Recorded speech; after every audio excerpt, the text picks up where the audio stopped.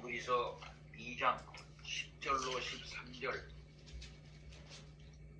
그러므로 만물이 그를 위하여 또한 그로 말미암은 이가 많은 아들들을 이끌어 영광에 들어가게 하시는 일에 그들의 구원의 창시자를 고난을 통하여 온전하게 하심이 합당하도다.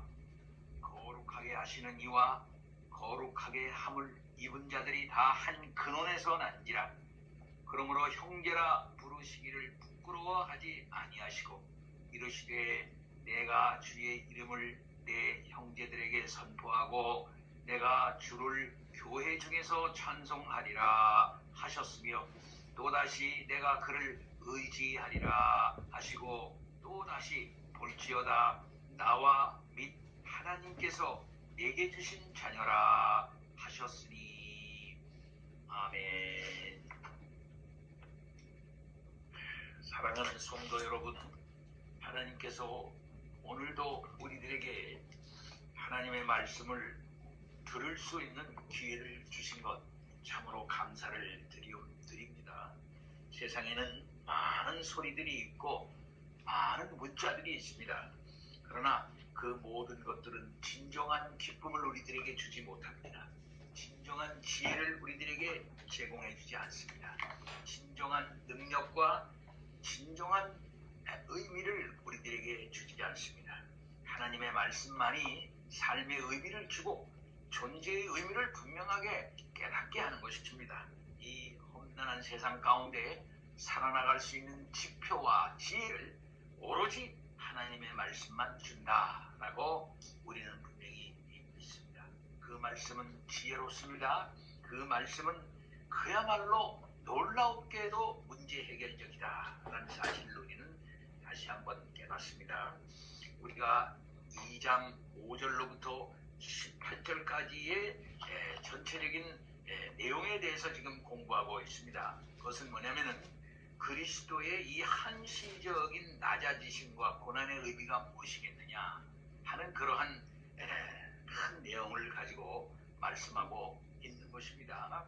천사보다 월등하신 우리 주님이라 한들 것 같으면 왜 그 주님이 이 땅에 한시적으로 고난을 당해서 결국은 죽을 수밖에 없게 되었는가 하는 그 의미를 말씀하는 것입니다.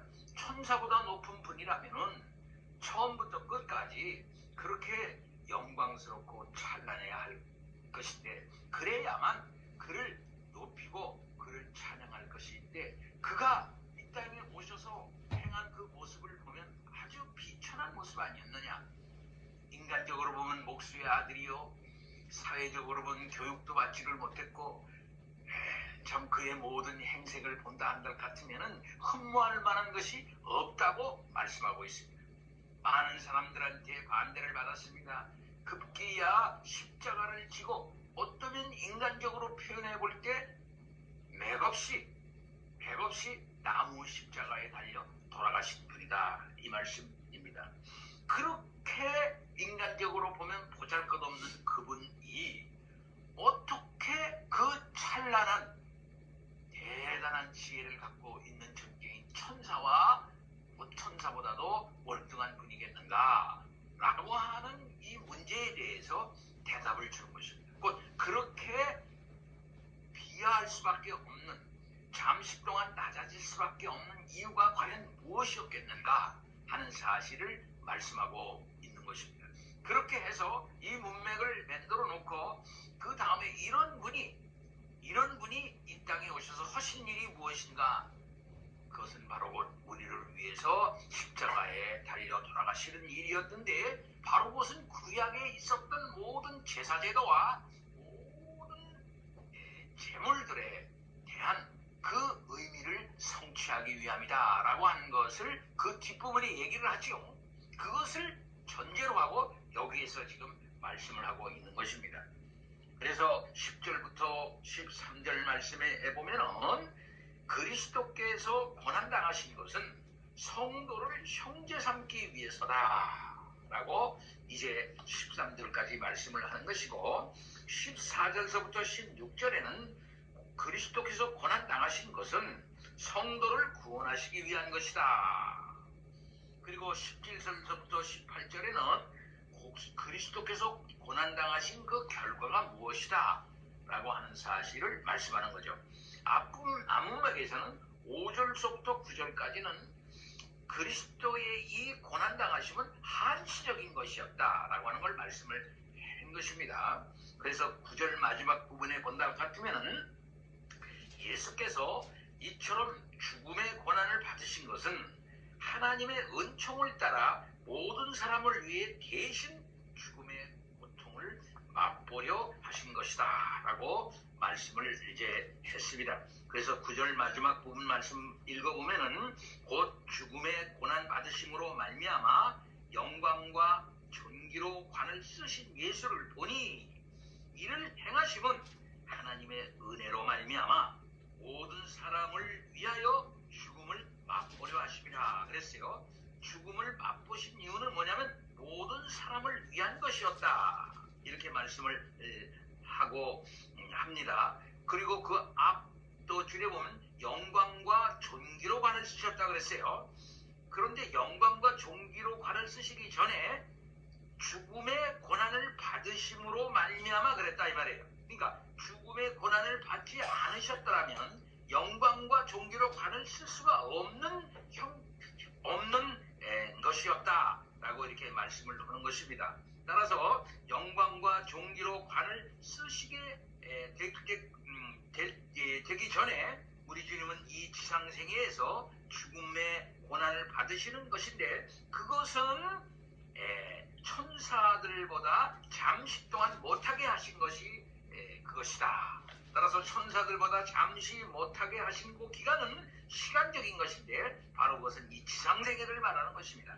곧 이런 지상생애의 고난받으심을 통해서 그는 영광과 존귀로 관을 쓰셨고 그런 일을 하신 그 이유는 모든 사람, 여기서 모든 사람은 하나님의 택한 모든 사람입니다. 하나님의 택한 모든 사람을 위하여 죽음을 맛보신 것이다 라고 하는 것이죠. 그래서 이 땅에 내려오셔서 잠시 동안 천사보다 못한 모습을 보이셨는데 바로 그것은 하나님의 은혜로 된 것으로 곧 모든 사람을 위해서 죽음을 맛보셨던 그 기간이다 라고 말씀을 하고 있는 것입니다. 자, 그럼 이렇게 주님께서 잠시 동안 지상생애를 통해서 고난받으신 이유는 뭐냐는 거예요. 그것은 뭐냐면 여기 모든 사람을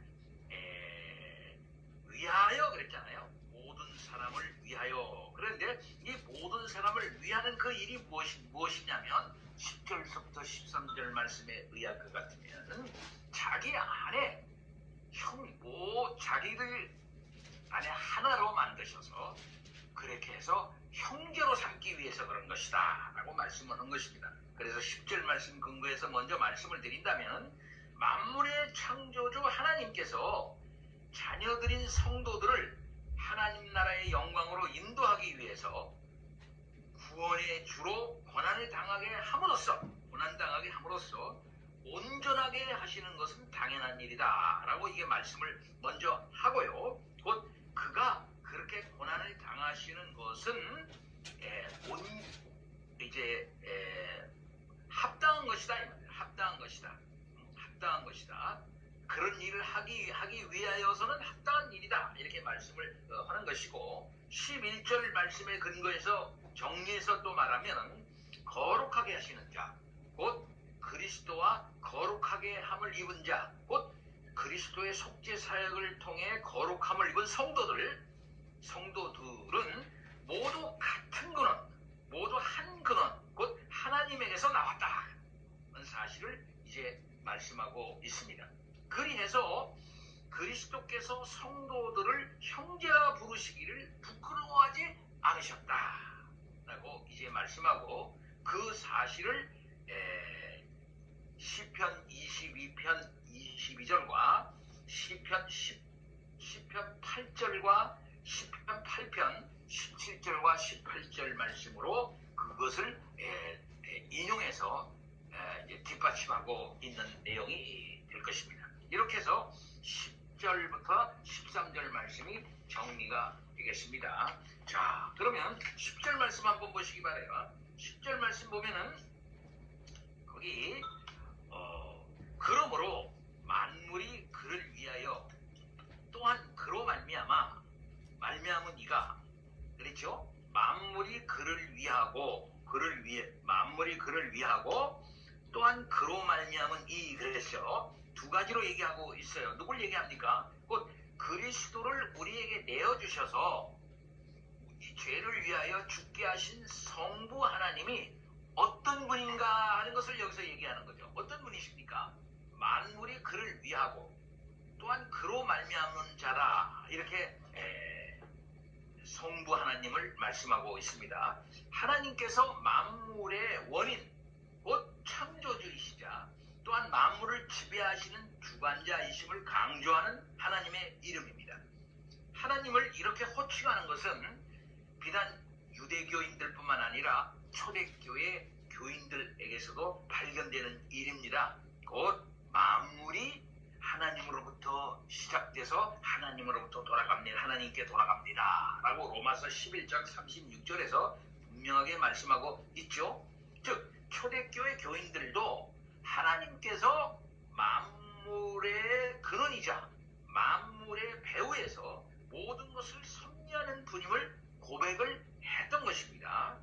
그런데 이 오늘 여기 10절 말씀에서 히브리서 기자가 하나님을 가리켜 이렇게 호칭하고 있는 것은 그리스도의 대속의 죽음 역시 하나님의 섭리에 의한 것이다 라고 하는 것을 강조하는 거예요. 곧 만물이 그를 위하고 또한 그로 말미암는 자라 이렇게 함으로써 예수 그리스도를 이 땅에 보내셔서 하나님이 택한 그 사람들을 위해서 그에게 죽음을 맛보시게 한 그것도 하나님의 섭리 가운데 있어진 일이다. 하나님의 작정 가운데 있어진 일이다 라고 하는 사실을 강조하기 위해서 그런 것이다 이 말. 그러니까 이러한 큰 일은 하나님의 큰 원대하신 목적 때문에 있은 일이다 라고 하는 사실을 말씀하고 있는 것이지요. 그렇게 그 일은 또 무엇이겠습니까? 바로 그 다음에 많은 아들을 이끌어 영광에 들어가게 하는 그것입니다. 많은 아들들을 그랬어요. 많은 아들들을 이끌어 영광에 들어가게 하시는 일 이렇게 말하고 있습니다. 그러니까 많은 아들들이라 그랬으니까 그 복수예요. 곧 많은 아들들은 하나님께서 창세 전부터 구원하시고자 택정한 영적 자녀들인 성도들을 가리키게 하는 것이죠. 그리고 영광에 들어가게 하시는 일은 성도들을 장차 예수 그리스도 안에서 새로운 세상에 이제 들어가게 하는 것을 말하는 거죠. 이 새로운 세상은 뭐냐면 예수 그리스도로 말미암아 이 땅에 들어오는 새로운 세상, 곧 생명의 세상, 영생의 세상입니다. 그러니까 죄로 말미암아 앞에서 얘기한 죄로 말미암아 어그러진 그런 세상을 극복을 하고 새로운 세상이 들어와요. 그 새로운 세상은 아담의 죄로 말미암아 어그러진 세상이 아니라 그 아담의 죄로 말미암은 이 세상을 갱신하는 거예요. 이 세상을 갱신해서 거기에 성령의 역사로 말미암아 중생시키고 그로 말미암아 세상을 새롭게 하는 것입니다. 곧 재창조입니다. 첫 번 창조가 어그러졌어요. 죄로 말미암아. 그런데 이제 두 번째 창조인 진정한 새로운 아담이 들어와서 새로운 세상을 만들어내는 것입니다. 첫 번째 아담이 하나님이 주신 이 세상을 관리를 잘못했어요. 곧 하나님과의 관계가 실패함으로 말미암아 그 실패한 것이 자기 자신에게도 크게 이제 손상이 됐을 뿐만 아니라 그것을 세상에 그 죄를 투사를 해가지고서 온 피조물을 다 망쳤다 이 말이죠. 곧 관리 잘못하게 됐다 이게예요. 그래서 세상이 이 모양이 돼버리고 말았어요. 이러한 세상에 다시 두 번째 아담, 진정한 인간, 두 번째 아담은 진정한 인간입니다. 진정한 인간이 오셔가지고 이 아담이 지은 죄로 말미암은 세상을 갱신시켜요. 이게 새로운 세상이에요. 새로운 세상. 이것은 종말에 그런 일이 있게 되는 것입니다. 그래서 여기서 오는 새로운 세상은 결국 뭐냐면 예수 그리스도, 곧 진정한 인간, 진정한 아담, 두 번째 아담, 진정한 이스라엘, 참된 하나님의 창조된 인간인 이 세상이 오셔가지고 이 세상에 하나님을 섬기는 게 뭐다? 그리고 그런 차원에서 하나님과 정상적인 관계를 맺는 게 뭐다? 성령 충만한 게 뭐다? 참다운 인간으로서 하나님의 형상 노릇하는 게 뭐다? 그래서 하나님이 어떤 분이시다? 또 하나님을 찾아가려면 이렇게 해야 된다 하는 사실을 모범을 보이시면서 그걸 직접 계시도 하는 가운데 이 세상 가운데 진정한 참된 인간의 모습을 보여가지고 그 통치를 하는 겁니다. 곧 아담이 실패한 형상 노릇을 그 두 번째 인간인 참된 아담이 오셔서 이 세상을 새롭게 관리하는 거예요. 성령의 충만함으로 말미암아. 그래서 그가 하는 걸 보니까 저게 진짜 하나님이 아담에게 원했던 거로구나. 저게 진짜 인간 노릇이로구나 하면서 새로운 세상이 열리는 것입니다. 그것은 놀라운 능력으로 이루어지게 되는 것이지요. 바로 그런 세상에 아들들이 들어가는 거예요. 많은 아들들을 이끌어서 영광에 들어가게 하시는 게 바로 그런 일입니다.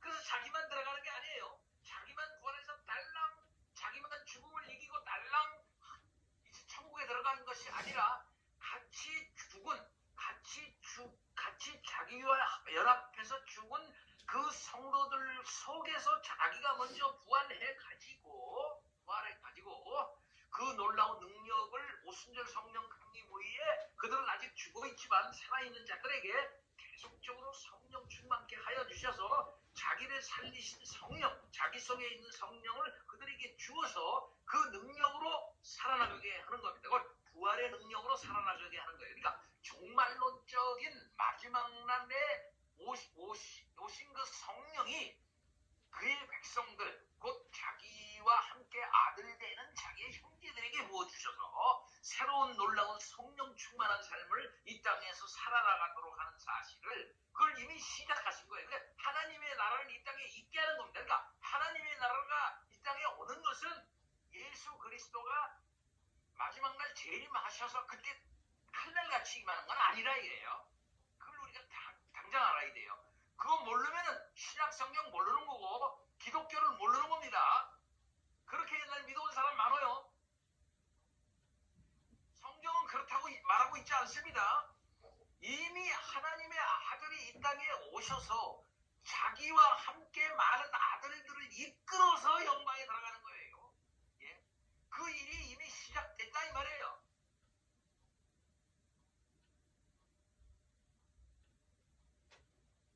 바로 이런 일을 그 아들 그리스도 예수에게 맡겨가지고 이 땅에 잠시 동안 내려가가지고 그들을 통째로 그들의 죄의 문제를 근본적으로 해결해서 그들 속에 있다가 그들 중에 하나로서 부활하셔가지고 바로 그들에게 진정한 희망과 놀라운 능력을 그들에게 부여하라 이 말이에요. 그러한 역사를 우리 주님께서 오셔서 한 거예요. 그렇게 해서 예수 그리스도를 이 땅에서 믿고 그분의 구속 공로를 힘입어 이 땅에서 죄사 받고 하나님 앞에서 이 땅 위에서 의롭다 인정을 받게 된 성도들은 이 땅 위에서 영생을 얻게 되는 것이고 이 땅 위에서 하나님의 나라의 삶을 시작을 하는 것이옵시다.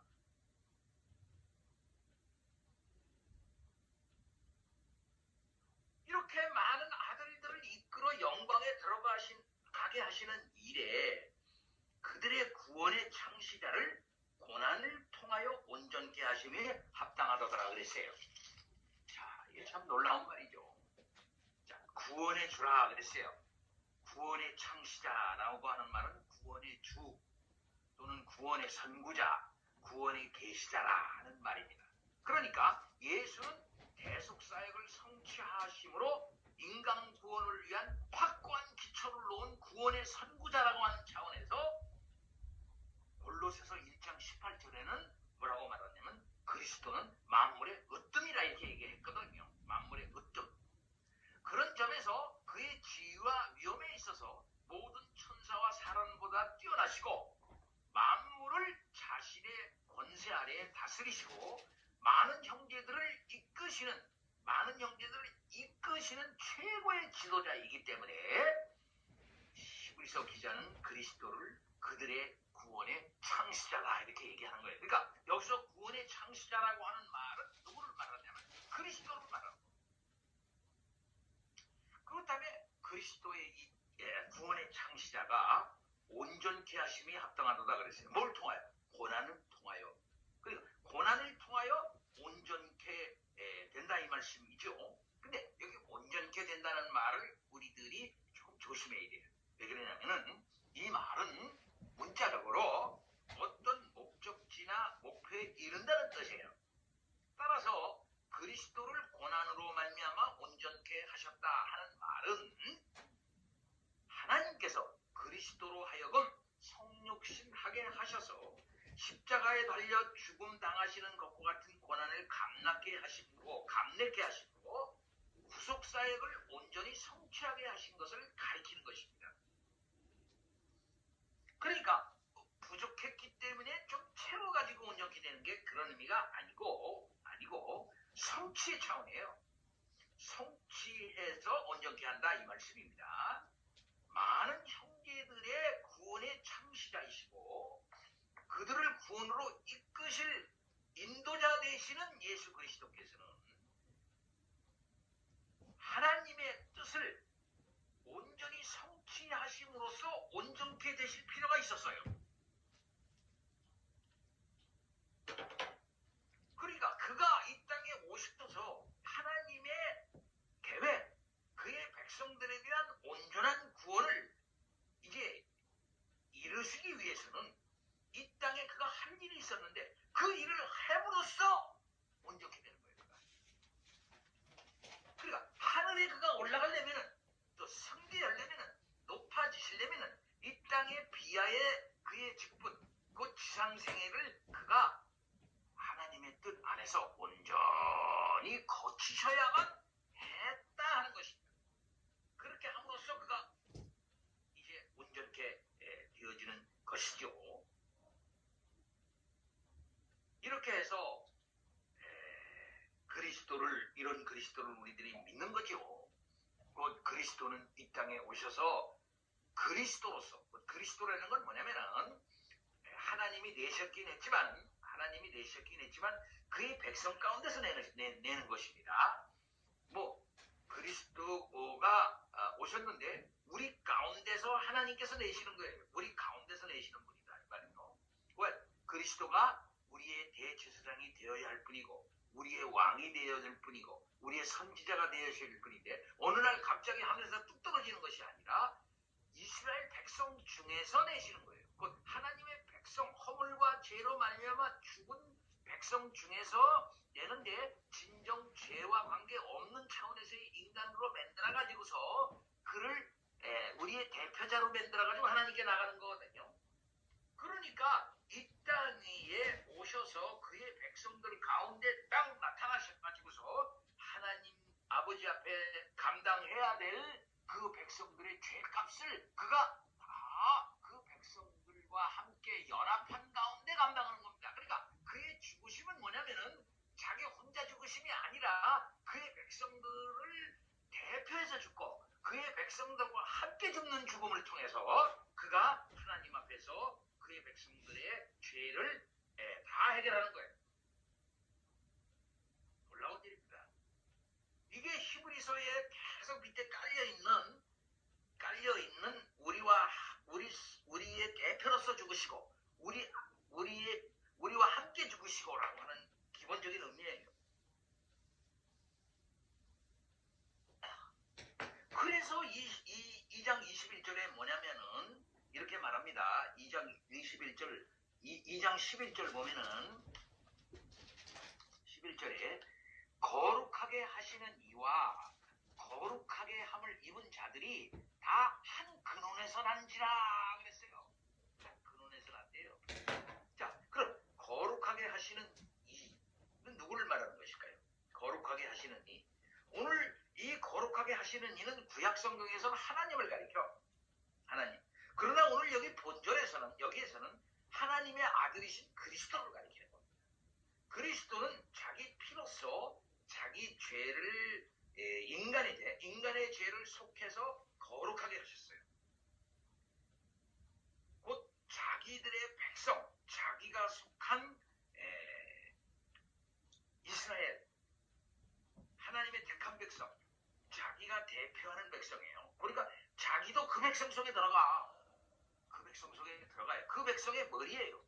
그 백성의 머리로서 그가 가서 하나님의 심판을 받는 것이에요. 자기는 죄가 없지만 그 백성들의 죄를 다 감당하기 위해서 왔고 그 백성들 속에 왔어요. 그 백성들 속에. 그래서 그가 거기에 오셔서 그 백성 속에 들어가기 때문에 세례를 같이 받은 거거든요. 그 백성들 속에 오셔서. 그렇게 오셔서 뭐냐면은 거룩하게 하심을 입은 자들이라 그랬어요. 곧 그리스도의 이 대속 공로를 힘입어 하나님 아버지 앞에 의롭다 인정받은 성도들을 가리키는 것입니다. 이런 두 분이 곧 거룩하게 하시는 자 그리스도와 그의 대속 사역으로 말미암아 죄로부터 죄의 정죄로부터 해결받아 너는 의롭다 하고 법정적 칭의를 받은 자들이 한 근원에서 났다 그랬어요. 한 근원에서. 놀라운 일이죠. 한 근원에서 났다. 곧 그리스도께서는 하나님의 보내심을 받아 이 세상에 오셨죠. 성도들 가운데 오셨습니다. 성도들은 그리스도를 믿음으로 하나님의 영적 자녀가 되었어요. 따라서 비록 그리스도와 성도들 간에는 질적인 차이가 있습니다. 같은 형제라고 해서 한 근원에서 났다고 해서 질적인 차이가 없는 거 아니에요. 질적인 차이가 있긴 있지만은 그럼에도 불구하고 하나님 안에서 한 형제라고 하는 연계성을 가져요. 그래서 그를 맏아들이라 그랬고 그는 맏아들 밑에 있는 동생들이야 우리가. 그 맏아들 대신 그리스도의 본질과 그 속성에는 우리들이 참여할 수가 없습니다. 하나님 되는 본성에 참여할 수는 없지만 한 근원을 가진 하나님의 자녀로 우리가 묶어진 사람들이. 그래서 형제라 부르시기를 부끄러워하지 아니했다 그랬어요. 누가 부끄러워하지 않습니까? 우리 주님이 부끄러워하지 않았다 예요. 예. 하나님의 독생자이신 예수 그리스도께서 하나님을 동일하게 아버지라 부르는 성도들과 영적으로 형제 관계에 있게 됐어요. 그래서 예수님께서는 친히 뭐라고 말씀하셨습니까? 누구든지 하늘에 계신 내 아버지의 뜻대로 하는 자가 내 형제요 자매요 모친이라. 마태복음 12장 50절입니다. 예, 놀라운 말씀이죠. 그리고 1장 6절에는 11서 1장 6절에는 이미 예수 그리스도를 가르쳐 맏아들이라고 했어요. 맏아들. 예. 그리고 그 맏아들이 하나님의 상속자가 되어지고 그 상속에 그 형제들이 곧 우리 주님이 뜻하신 바대로 말씀하신 바대로 하나님 아버지의 뜻대로 하는 자. 다른 말로 말하면 하나님의 아버지의 뜻은 뭐냐면 하나님이 보내신 그리스도를 믿는 게 하나님의 뜻이죠. 그 뜻대로 하는 자, 곧 그리스도를 믿는 자가 내 형제요 자매라 모친이라 그랬으니까 그 자들이 다 뭐냐 할 것 같으면은 이 맏아들께는 상속에 동참한다. 예, 상속. 맏아들의 상속에 동참해. 그래도 우리도 상속자가 되는 거예요. 예. 하나님의 독생자이신 그분이 하나님의 영적 자녀인 성도들을 자신의 피로써 값주고 사서 하나님께 바친 자로서 성도들의 이 집합지인 교회의 머리라고 하는 점에서 그렇게 칭할 수 있는 것입니다. 그래서 예수 그리스도는 그리스도를 믿는 성도들의 맏형이다. 이렇게 말할 수가 있죠. 12절입니다. 내가 주의 이름을 내 형제들에게 선포하고 그랬어요. 내가 주의 교회 중에서 찬송하리라. 시편 22편 22절입니다. 시편 22편 22절은 로얄 쌈스입니다. 곧 그리스도의 고난의 노래를 하는 대표적인 그런 고난의 시예요. 시편 22편에서는 두 가지로 그리스도의 고난을 얘기합니다. 그리스도의 승리를 얘기하는데요. 고난과 승리, 앞부분에는 고난, 두 번째는 승리, 이걸 얘기하는 게 시편 22편의 내용인데 21절에 그리스도께서 하신 말씀을 바로 여기에서 적용하고 있는 걸 볼 수가 있어요.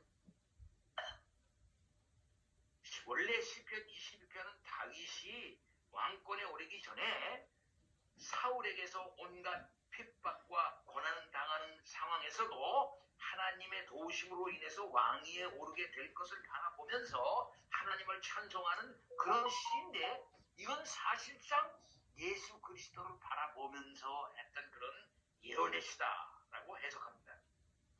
그러니까 다윗은 그리스도를 예표하는 전형적인 구약의 인물이죠. 그러니까 시편 22편은 궁극적으로 메시아의 순환과 영광의 회복에 대하여 예언한 메시아 예언시예요.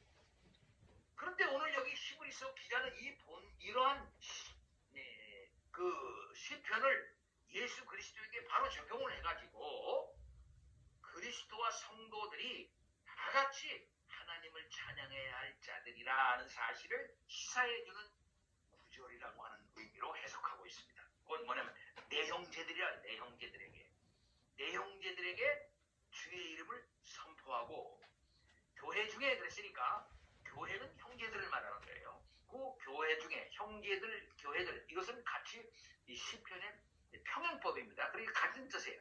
그 선포하고 찬송하리라 그랬으니까 같은 뜻입니다. 그 선포한다는 것은 찬양하는 거고 찬양하는 것은 선포하는 거예요. 그러니까 이 말은 뭐냐면 예수 그리스도 중심적으로 해석을 할 때 예수 그리스도 안에서 같은 형제들인 교회를 뭡니까? 교회들에게 선포한다는 거예요. 그들에게 말씀을 전하는 것이고 또 그들 중에서 찬송한대요. 누가? 주님이. 주님이 교회에게 말씀을 전파하고 주님이 교회 속에서 찬양한대요. 이것은 뭘 말하는 것이겠습니까? 곧 그리스도가 교회의 머리이시죠? 그것은 교회와 하나가 되었다는 거예요. 그런 그리스도와 거룩하게 하는 자와 거룩하게 하심을 입은 자들이 한 근원에서 났는데 그들이 드디어 하나가 되어 가지고서 드디어 하나님의 말씀을 그들에게 전파하고 또 그들 속에서 우리 주님이 찬양한다. 이것은 구원의 완전한 모습을 그려주고 있습니다. 교회가 완전하게 되어질 때의 모습을 보여주고 있어요. 주님이 이 땅에서 비하의 신분으로 오셔서 그의 백성들을 위하여 대속의 죽음을 죽은 근본적인 목적을 얘기해주고 있는 것입니다. 아담의 죄로 말미암아 더러워진 자들은 찬송하지 않습니다. 하나를 이루지 못합니다. 다 뿔뿔이 흩어지고 자기 멋대로 언어가 혼란해져가지고 또 마음이 다 각자가 이렇게 또 시기하고 질투하고 그렇게 돼서 하나가 묶어지지는 않아요. 그러나 거룩하게 하시는 자가 거룩하게 하심을 입은 자와 함께 하나가 돼요. 그래서 한 근원으로 나와서 한 형제가 돼가지고 교회를 이루어 하나의 그 회중을 이루어 가지고서 드디어 하나님께 찬양을 합니다. 이 모습은 바로 말하면 이 땅 위에 그리스도가 잠시 와서 고난받은 이유가 무엇인가 하는 것을 보여주는 거예요. 한마디로 말해서 2장 5절서부터 18절까지의 내용의 흐름이 왜 이 놀라운 그리스도, 곧 하나님과 같은 본성을 가지신 분이 말씀으로 세상을 창조하신 그분이 지금도 세상을 붙잡고 계신 그분이 왜 그럼 이 땅에 와서 고난을 당했느냐, 그 이유를 지금 쭉 설명하는 거거든요. 아니 그런 분이 말이야 왜 오셔서 맥없이 십자가에서 돌아가신 거야. 십자가에서 돌아가신 그분, 우리가 인간적으로 볼 때 무시할 만한 그분인데 거기에서 무슨 그런 영광과 거룩을 발견할 수가 있단 말인가. 아니, 천사보다 높다니 이게 무슨 소리야. 천사보다 낮아도 감천다고 인간이 보기엔 비천한 분인데 이렇게 보고 있는 유대인들에게, 유대인 출신 그리스도인들에게 예수가 누군 줄 아느냐, 그리스도가 어떤 분인 줄 아느냐, 그분이 하신 일이 뭔 줄 아느냐. 그분은 아담의 죄로 말미암아 다 뿔뿔이 흩어지고 이렇게 된 그들을 다 자기 안에 모아 한 근원으로 만들어서 하나님 아버지를 찬양하는 모임을 이루고 그 모임 가운데서 우리 주님도 같이 서서 하나님을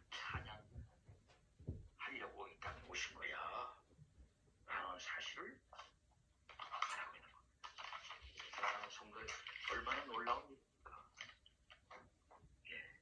이것은 우리를 구원한 목표라고도 말할 수가 있어요. 많은 아들들을 이끌어서 영광에 들어가게 하시는 것이 목적일 것이고, 거룩하게 하셔서 하나님의 자녀로 다 만들어서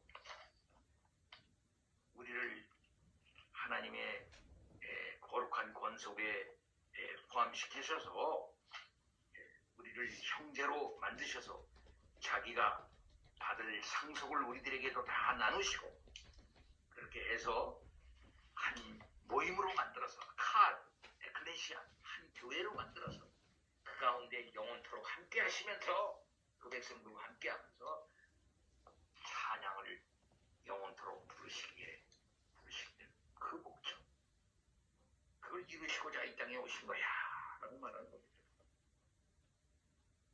사랑하는 성도들, 우리는 그런 사람이에요. 하늘나라의 비밀을 말씀한다 그랬어요. 하늘나라의 비밀을 그 백성들에게만 알게 합니다. 예, 내가 주의 이름을 내 백성들에게 선포하고 그랬어요. 선포한다는 것은 드러낸다는 거예요. 알린다는 거예요. 곧 하나님이 어떤 분이신지, 하나님의 탁월함과 하나님의 경륜, 그분의 본질과 존재 그 자체를 알리는 겁니다. 예. 그러니까 그것을 누구에게만 알리느냐? 이 세상 가운데 사람에게 알리지 않고 그 교회에게 알린다는 거예요. 그 형제자매들에게, 하나의 근원으로 이루어진 새롭게 된 사람들에게 알리고 찬양한다는 거예요. 그러니 그 백성들은 하나님의 비밀을 깨닫고 하나님의 말씀을 들으면서 또 하나님께 찬양하고, 하나님이 주시는 말씀을 듣고 그를 깨달아 기뻐하며 즐거워하면서 하나님께 예수 중심으로 찬양을 올리도록 하기 위하여 우리를 이렇게 만들었다. 이렇게 하기 위하여 이 땅에 그리스도가 오신 거야. 잠깐 동안 이 땅에 오셔서 이루신 일이 바로 이런 일이야. 그렇게 그런 일들을 위해서 이루신 그 예수의 그 큰 일을, 그때의 모습을 보고 그가 보잘것없는 자라고 말하면 그 되겠냐 말이야. 사랑하는 성도 여러분, 그렇기 때문에 주님 말씀하시기를 하나님 나라의 이 비밀을 아는 것이 너희에게는 허락됐으나 다른 사람에게는 비유로 하는데, 왜냐하면 그들은 보아도 보지 못하고 들어도 깨닫지 못하게 하려 하십니다. 그렇기 때문에 십자가의 도가 멸망하는 자들에게는 미련한 것이요. 에이, 저런 것을 어떻게 인간 구원을 해.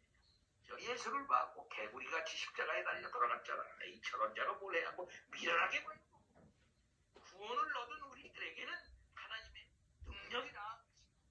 이 사실을 믿기 예수 믿고 놀라운 은혜를 여러분이 받았다는 사실을 깨닫고, 거룩하게 하는 자, 또 거룩하게 하심을 입은 자, 하나가 된 그 속에 여러분이 있다는 사실을 깨닫고 기뻐하고 즐거워하는 여러분 다 되어질 수 있기를 바랍니다. 다 같이 기도합니다. 하나님 아버지, 찬양과 영광 돌립니다. 놀라운 일입니다. 우리를 이렇게 세우셨다니요. 우리를 이렇게 그리스도 안으로 포함시키셔서 하나님이 뜻하셨던 큰 구원을 이루셨다니요. 감사합니다. 생명 다하도록 하나님 알고 하나님을 찬양하게 하옵소서. 예수 그리스도로 하여 이 일이 이루어지도록 역사하옵소서. 예수 그리스도의 이름으로 기도하옵나이다. 아멘.